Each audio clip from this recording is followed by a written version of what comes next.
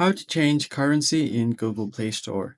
Hey guys, in this video I'll show you guys how you can change your currency on Google Play. So the first thing you're going to have to do is open up your Play Store and make sure to log into your account. Once you are logged in, you're going to have to find your profile icon at the top right corner. Just tap on it.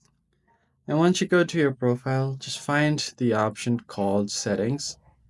From your settings, head over to General where you have account preferences.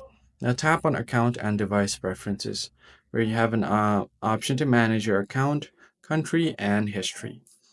So you are basically going to have to change your country because according to your region or country, the currency will be displayed accordingly. So from here, you can go to countries and profiles. And if you have an option to change the country, you can do that. But Google Play Store strictly warns you that you should change a country, play country, only when you move to a new country. So you can see how you can do that. So if you tap on Learn More, you'll be taken to support.google.com where you have an option to change your play country. You have to note that you can only change your Google Play country or region annually. So after you've initially set up or change your country on Google Play, you must wait 12 months before you can make another change. So what happens when you change your Google Play country? When you change it, you may lose access to some books, movies, or TV shows depending on the region.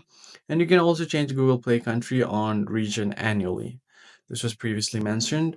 So in order to change it, you can go to Settings, General, Account and Devices, Preference, and then go to Country and Profile. Then you can tap on the country where you want to add an account and follow the on-screen instruction to add a payment method for that specific country.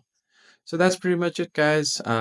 I currently do not have the option to change it because it hasn't been 12 months since I've set up the country. So I hope this tutorial was helpful. I'll catch you guys on the next one.